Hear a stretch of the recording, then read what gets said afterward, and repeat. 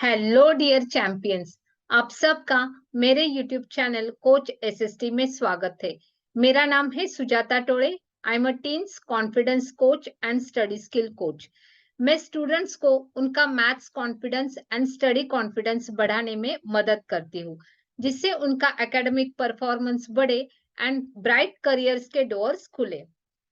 तो आज के इस वीडियो में हम देख रहे हैं क्लास 7 कंपोजिट मैथमेटिक्स बुक में से chapter number 11 the triangle and its properties. तो उसमें हम कवर कर रहे हैं मेंटल मैथ्स, क्वेश्चन नंबर 1 से लेके क्वेश्चन नंबर 12 तक। तो चलिए शुरुआत करते हैं मेंटल मैथ्स के लिए।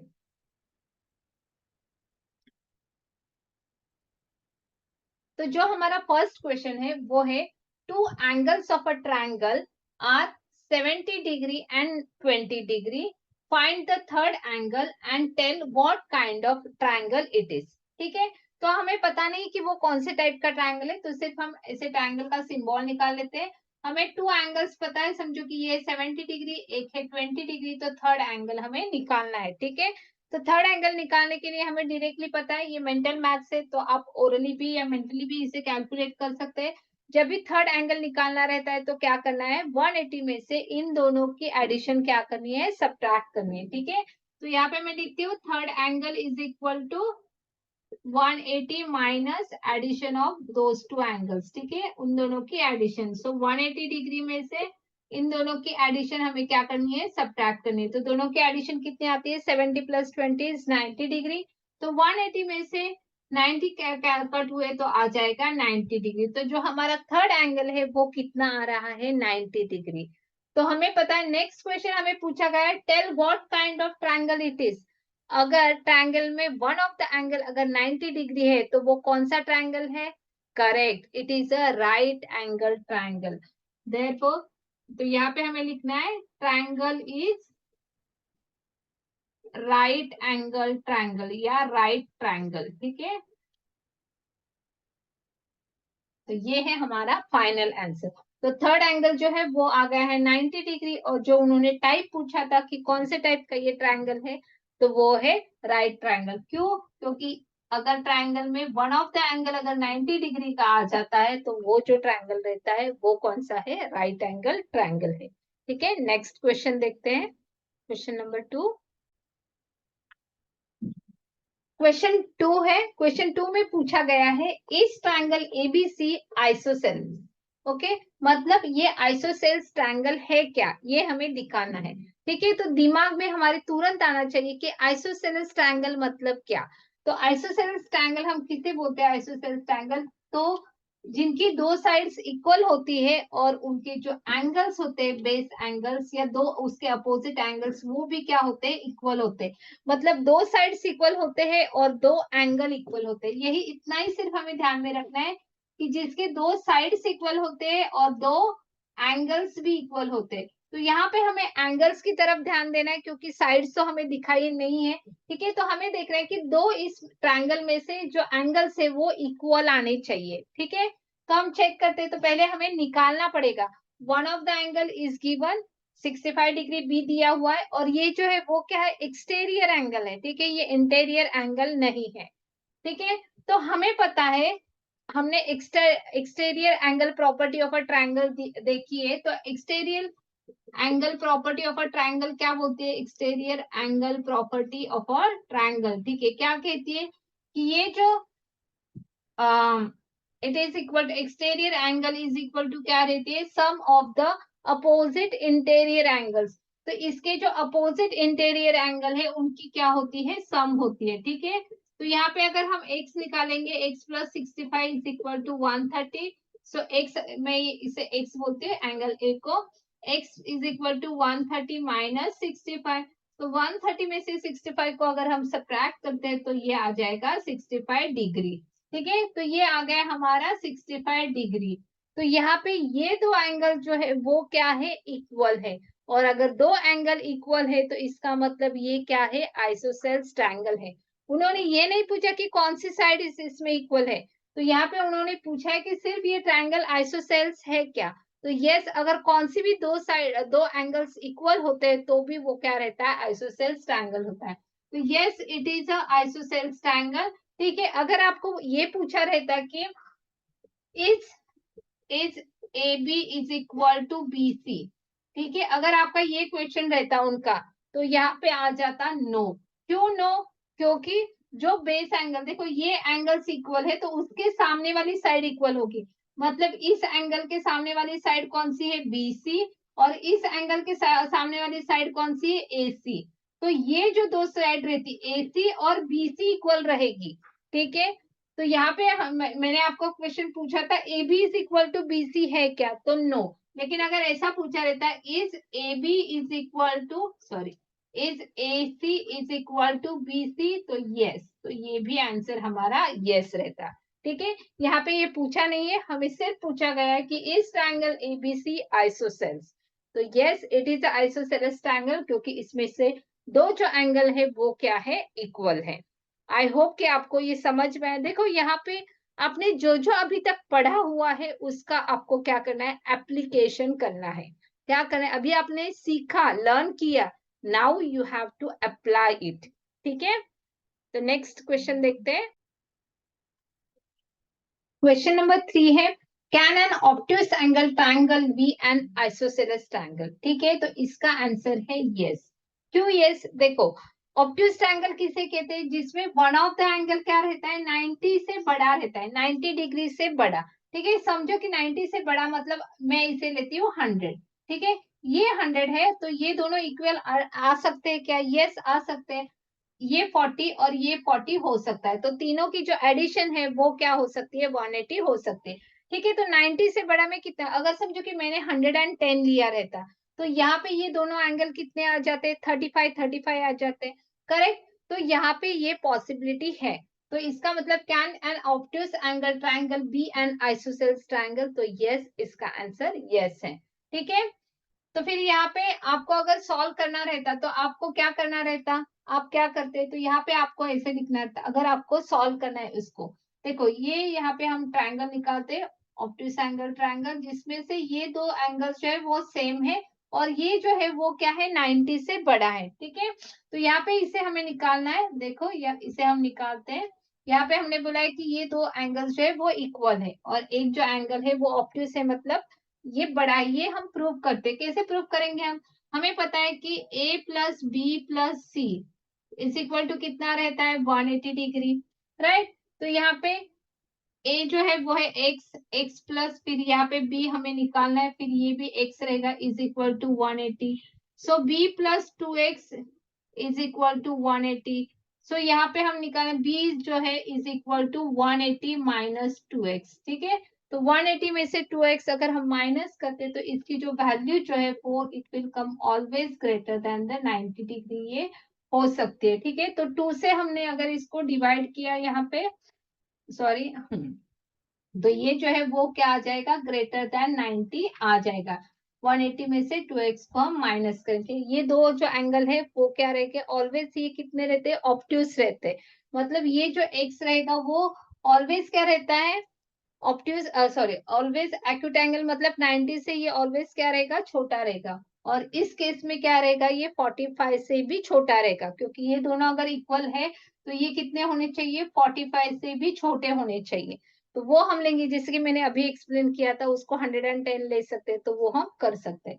तो यस, इसका आंसर जो है वो रहेगा एस। इसको सॉल्व करने की जरूरत नहीं, इसको सिर्फ आपको क्या करना है, मेंटली दिखाना है कि इज इट पॉसिबल और नहीं। ठीक है, तो यस इट इज पॉसिबल। अभी यहाँ पे पूछा गया नेक्स्ट क्वेश्चन, सिंपली सिर्फ आंसर देना है, each angle of a equilateral triangle कितना रहता है उसका measure, yes it is 60 degree. तीनों के एडिशन, इक्विलैटरल ट्रायंगल मतलब क्या, जिनके तीनों एंगल्स की एडिशन कितनी होती है, 60, सॉरी, यहाँ पे इक्विलैटरल ट्रायंगल मतलब जो तीनों साइड्स होती है उनकी इक्वल होती है, और उनके जो एंगल्स होते हैं वो भी क्या रहते हैं, इक्वल होते हैं। ठीक है, तो उसकी जो वैल्यू आ जाती है वो आ जाती है 60 डिग्री। नेक्स्ट क्वेश्चन देखते हैं। क्वेश्चन नंबर 5 है, यहाँ पे हमें find out the X and Y find out करना है। ये जो एक्स है ये हमारा यहाँ पे एक्स है, इसे फाइंड आउट करना है, और ये जो वाई है इसे फाइंड आउट करना है। ठीक है, यहाँ पे यहाँ पे डायग्राम में हमें ये एंगल दिया गया है 15 डिग्री, ये 14 डिग्री बी दिया है और ये जो डी दिया गया है वो है 52। ठीक है, तो आपको ठीक से ध्यान से ऑब्जर्व करना है। देखो जो हमने सीखा है उसी में से हमें इसको यूज करना है। हमने देखा है कि ट्रायंगल्स की एंगल सम प्रॉपर्टी देखिए, फिर एक्सटर्नल एंगल्स प्रॉपर्टी देखिए, तो उसी का यूज कहीं ना कहीं पे हमें करना है। तो यहाँ पे ध्यान से देखोगे इस ट्रायंगल को, तो यहाँ पे जो एक्स जो बन रहा है ये क्या है, एक्सटर्नल एंगल है। और ये दो एंगल्स हमें दी गए हैं। ठीक है, तो x इज इक्वल टू क्या रहेगी, इन दोनों एंगल्स की एडिशन। सो यहाँ पे हमारा आ जाएगा x is equal to 40 degree plus 15 degree. ठीक है, और रीजन आपको देना है एक्सटर्नल एंगल प्रॉपर्टी। ठीक है, external angle property of a triangle. अभी इसकी इनकी एडिशन करें तो x आ जाएगा हमारा 55 डिग्री। तो ये हमारा फर्स्ट आंसर आ गया। फिर वैसे ही अगर आप दूसरा ट्रायंगल देखोगे, इसे भी ठीक से ऑब्जर्व करना है। यहाँ पे ये ऐसे दिया गया है, तो ये जो y है ये भी इस ट्रायंगल का क्या है, एक्सटीरियर एंगल है। और ये हमें दिए गए हैं 52 डिग्री और x। तो इन दोनों की एडिशन जो है वो क्या रहेगी, y रहेगी। देखो यहाँ पे भी जो y है y इज इक्वल टू आ जाएगा x प्लस 52 डिग्री। यहाँ पे भी रीजन क्या आएगा, exterior angle property of a triangle. x हमने निकाला है, x है 55 डिग्री और ये जो है वो है 52 डिग्री। तो यहाँ पे इनकी जो एडिशन है वो आ जाएगी 107 डिग्री। तो y की जो वैल्यू है वो कितनी आ जाएगी, 107 है ना। सिंपल, सिर्फ आपको देखना है कि आपको किसे यूज करना है। तीनों एंगल्स दिए रहते तो हम क्या यूज करते हैं, तो हम जो सम एंगल प्रॉपर्टी उसे यूज करते हैं। अगर एक्सटीरियर एंगल मतलब इन तीनों से ये अगर अलग है, तो यहाँ पे ऐसे अगर कंडीशन है तो ये क्या रहता है, एक्सटीरियर एंगल रहता है। And exterior angle is equal to क्या रहती है, sum of the opposite interior angle. Okay, तो नेक्स्ट क्वेश्चन देखते हैं, क्वेश्चन नंबर 6। क्वेश्चन नंबर 6 है, the hypotenuse of a right angle triangle is the longest side. तो हम सबको पता है जो हमारा राइट एंगल ट्रायंगल होता है उसमें जो लॉन्गेस्ट साइड रहती है, राइट एंगल ट्रायंगल में जो लॉन्गेस्ट साइड रहती है वो 90 डिग्री एंगल के सामने वाली रहती है और उसे हम क्या बोलते हैं, हाइपोटेनियस। ओके, तो ये जो स्टेटमेंट है ये क्या है, ट्रू है। उन्होंने वही पूछा था कि ये ट्रू है या फॉल्स है, तो यस इट इज ट्रू, क्योंकि जो हाइपोटेनियस रहती है which is it is nothing but the longest side of a right angle triangle. Next हमारा जो क्वेश्चन है वो है क्वेश्चन नंबर 7। फाइंड x करना है, हमें x की वैल्यू निकालनी है। ठीक है, इन फिगर डायग्राम दी गई है उसे देखना है। तो यहाँ पे देखो मैं हर बार बोलती हूँ कि डायग्राम को आपको ऑब्जर्व करना है। ये जो एरो दिए हैं ये ऐसे ही नहीं दिए, इसका मीनिंग क्या है कि ये जो दो लाइन है वो क्या है, पैरेलल है। ठीक है, तो इसे भी हमें दिमाग में रखना है, कहीं ना कहीं पे इसका भी यूज होने वाला है। और यहाँ पे हमें क्या दिख रहा है, ये जो है बाहर की तरफ है मतलब एक्सटीरियर एंगल है। तो यहाँ पे एक्सटीरियर एंगल की भी प्रॉपर्टी जो है वो यूज होगी। तो अगर हम एक्सटीरियर एंगल की प्रॉपर्टी यूज करते हैं तो हमें पता चलता है कि exterior angle is equal to sum of the opposite interior angle. मतलब ये और इसकी सम मतलब क्या रहेगा, हमारा एक्सटीरियर एंगल रहेगा। तो इसे मैं नाम देती हूँ एक्स नहीं देती, वाई देती हूँ। ठीक है, यहाँ पे तो वो रहेगा। और दूसरी चीज यहाँ पे, एक मिनट, हम उसे एक सी बोलेंगे, क्यों बोलना है वो पहले बताते हैं। पहले तो मैंने क्या बोला कि ये दो लाइंस क्या है, ये दोनों लाइंस पैरेलल है। तो पैरेलल है तो ये क्या फॉर्म करता है, जेड फॉर्म करता है। तो यहाँ पे ये अगर एक्स है तो ये एंगल भी कितना रहेगा, एक्स रहेगा। तो ये एंगल कितना रहेगा, एक्स रहेगा। इसीलिए हम इसको भी एक्स लिखते हैं। क्यों, क्योंकि ये कौन से एंगल है, अल्टरनेटिव एंगल्स। कौन से एंगल है, alternative angle. And alternative angles जो रहते हैं वो क्या रहते हैं, इक्वल रहते हैं। क्यों, क्योंकि ये दोनों लाइंस क्या है, पैरेलल। ये हमें डायग्राम में दिखाया गया है, इसे प्रॉपरली ऑब्जर्व करना है। तो बस फिर हमें यूज करना है एक्सटीरियर एंगल प्रॉपर्टी। तो यहाँ पे हमारा जो सोल्यूशन रहेगा x plus 40 is equal to 120 by exterior angle property of a triangle. ठीक है, so x is equal to 180 minus 40, so x is equal to हमारा आ जाएगा 80 डिग्री। और ये है हमारा आंसर।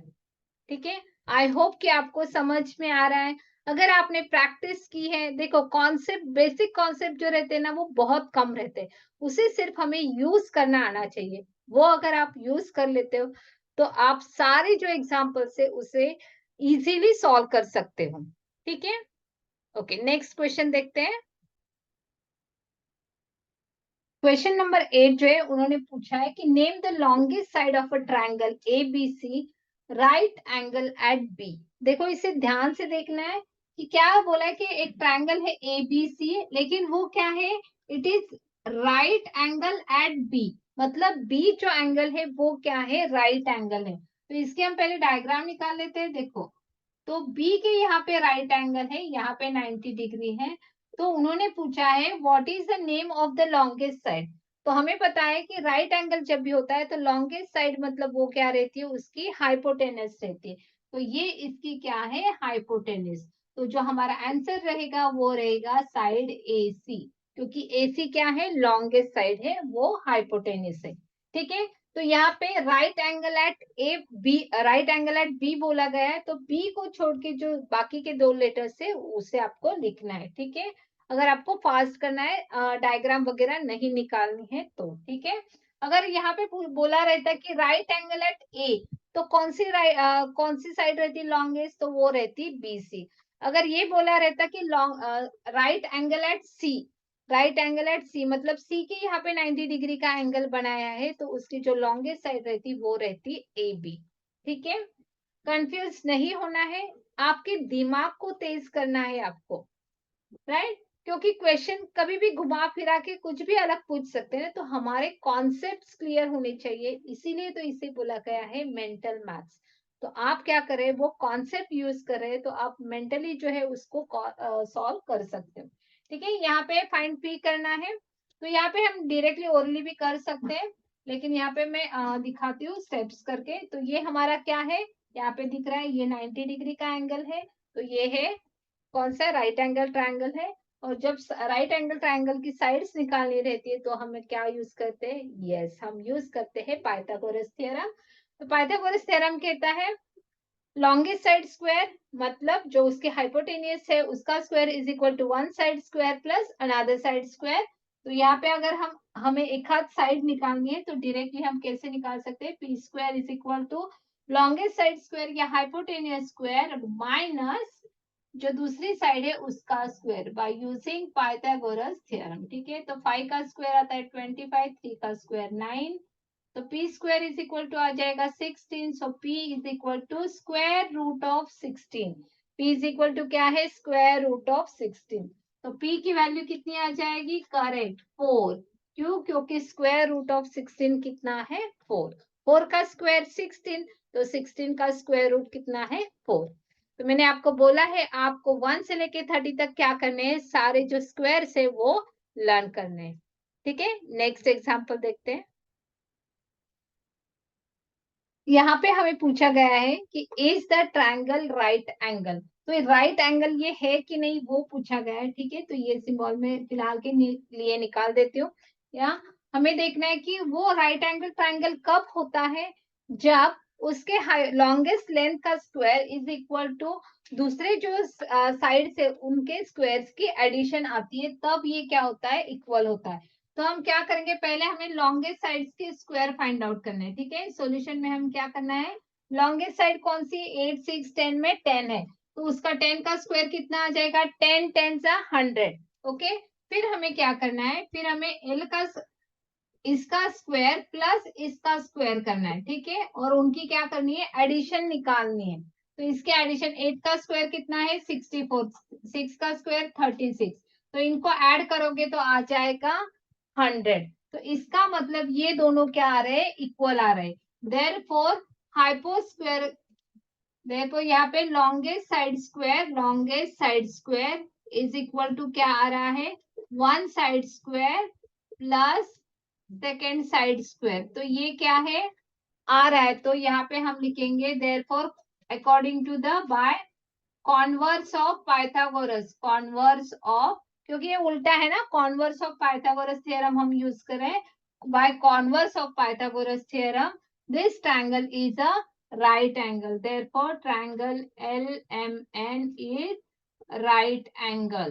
Okay, और अगर पूछा रहता कौन सा राइट एंगल है, at which angle it is right angle, so at M it is right angle. Okay, यहाँ पे M के यहाँ पे क्या है, वो राइट एंगल है, क्योंकि ये लॉन्गेस्ट साइड है, तो उस साइड के सामने वाला जो एंगल रहेगा वो क्या रहेगा, 90 डिग्री रहेगा। ठीक है, आई होप कि आपको ये समझ में आ रहा है। ओके, नेक्स्ट देखते हैं क्वेश्चन नंबर 11। क्वेश्चन नंबर 11 है, यहाँ पे पूछा है, is it possible to have a triangle whose sides, मतलब साइड्स दिए गए हैं, हमें क्या देखना है कि is it possible to have a triangle, तो इसका ट्रायंगल बनता है या नहीं बनता है वो हमें देखना है। तो इसके लिए हमें क्या यूज करना है, करेक्ट, हमें यूज करना है ट्रायंगल इनइक्वालिटी प्रॉपर्टी।